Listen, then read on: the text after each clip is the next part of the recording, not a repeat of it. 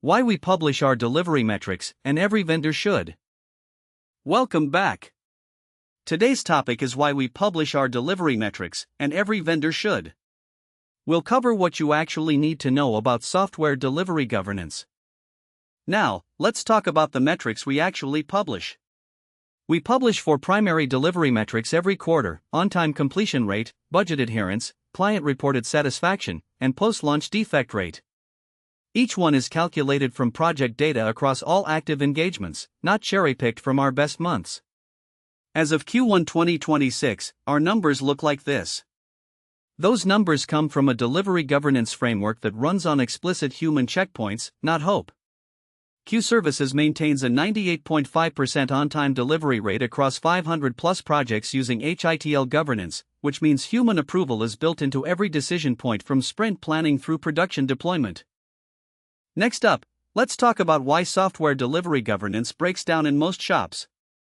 67% of enterprise digital transformations miss deadlines due to governance failures, not technology failures. We wrote about this in depth and why 67% of digital transformations miss deadlines, and the data holds up across sectors. The 3 root causes we see repeatedly. 1. No formal approval checkpoints. Teams build for weeks before a stakeholder sees anything.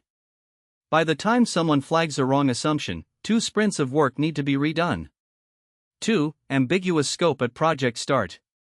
Vendor and client use the same words to mean different things. Integration with the CRM means one thing to a developer and another to a sales manager. Without a written, signed scope document, every assumption becomes a future conflict. Now, let's talk about what is human-in-the-loop governance in software delivery. Human-in-the-loop governance is a delivery methodology where human approval is required at every decision point in the software development lifecycle, including AI-generated outputs, architecture choices, and sprint completions. It is not about slowing down AI tools. It is about ensuring that a qualified human reviews and approves what those tools produce before it moves forward. This differs from traditional project management in one important way: hitl governance applies to AI outputs specifically. In a standard agile process, you review code because a developer wrote it. In a human-in-the-loop AI governance model, you also review code because an AI wrote it, and the review criteria differ. AI-generated code is often syntactically correct but architecturally unsound, or it solves the immediate problem while creating a technical debt problem 3 sprints downstream. The honest answer is that fully automated AI works well for narrow, well-defined tasks where the cost of error is low. It performs poorly on complex enterprise projects where requirements change mid-flight, multiple systems need to integrate, and compliance requirements constrain acceptable solutions. The client's domain knowledge is usually the most important input, and no AI model has it. Next up, now, how the blueprint sprint methodology creates audit-ready delivery. Q Services developed the 5-day blueprint sprint as a structured pre-project phase that produces 3 outputs before any code is written: a signed scope document, a delivery risk register, and a governance plan specifying exactly who approves what at each stage. Blueprint sprint methodology is where software delivery governance becomes concrete rather than theoretical. Day 1 is discovery. We map the client's current state, pain points, and success criteria using structured interviews with both technical and business stakeholders. Day 2 is architecture. We draft the technical approach and surface integration risks while they are still cheap to address. Day 3 is estimation. We break the project into deliverable units and assign realistic time and cost to each one. Day 4 is governance design.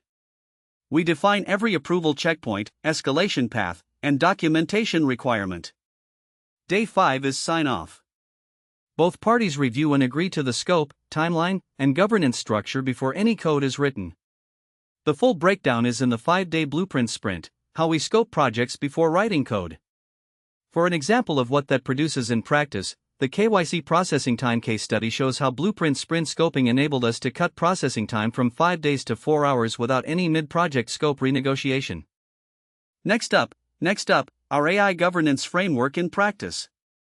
An AI governance framework is not a policy document. Policy documents get written, approved, filed, and ignored. A real AI governance framework is a set of enforced processes, meaning the project cannot advance without the required approvals in place. The enforcement mechanism is what separates governance from intention. Our responsible AI implementation model has 4 operational layers. Layer 1, Generation. AI tools produce code, architecture diagrams, test cases, or documentation. This layer has no constraints on tooling or speed. We want AI to work as fast as it can hear. Now, moving on to how does hitl workflow automation close the accountability gap? Hitl workflow automation is the operational layer that makes governance scalable. Manual governance processes break down above a certain team size or project complexity because the coordination overhead becomes prohibitive. hitl workflow automation solves this by embedding the approval requirements into the tools teams already use. Reviewers get notified automatically, approval records are created without manual data entry, and blockers surface immediately rather than festering in someone's inbox. The common mistake is confusing automation of the governance process with automation of the governance decision. Those are different things. We automate the routing, the notifications, the record keeping, and the escalation triggers. The actual approval or rejection of an AI output or a sprint deliverable always stays with a named human. Speed comes from automation. Safety comes from the human in the loop. These two things work together rather than against each other, which is the core insight behind AI-augmented software development done correctly. Now, next up, what responsible AI implementation means for software project governance. Responsible AI implementation in a delivery context is not primarily an ethics question. It is an accountability question. Who decided to use this AI output? Who reviewed it? What criteria did they use? If you cannot answer those 3 questions for every AI contribution to a project, you do not have responsible AI implementation. You have assumption dressed up as process. Software project governance covers budget, scope, timeline, and quality. Adding AI to the delivery process does not change those 4 dimensions, but it adds a 5th, attribution. When something goes wrong in an AI-generated artifact, the governance record needs to show who approved it and under what conditions. Without that record, the root cause cannot be reliably identified, and blame shifting replaces accountability.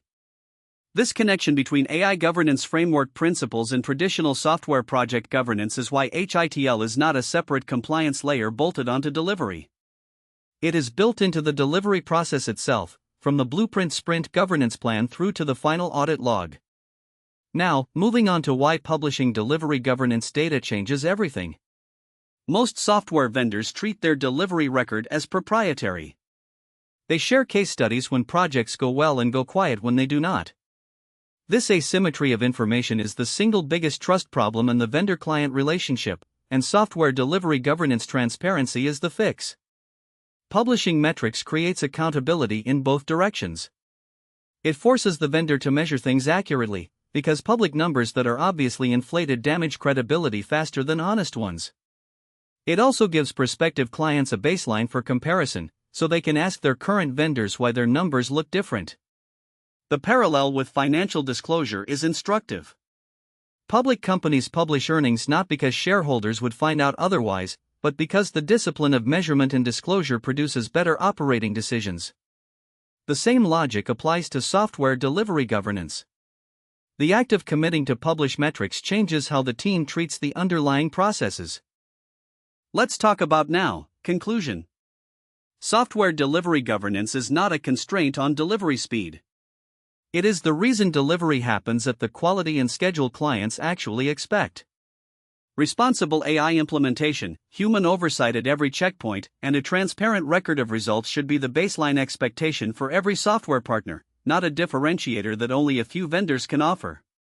We publish our delivery metrics because the industry's silence around real performance data is a problem worth solving from the inside. If you are evaluating a software partner and they cannot show you a comparable record, that gap in information is itself useful data. Start with a blueprint sprint to see our delivery governance framework in action on your actual project requirements, and bring your toughest delivery challenge to that conversation.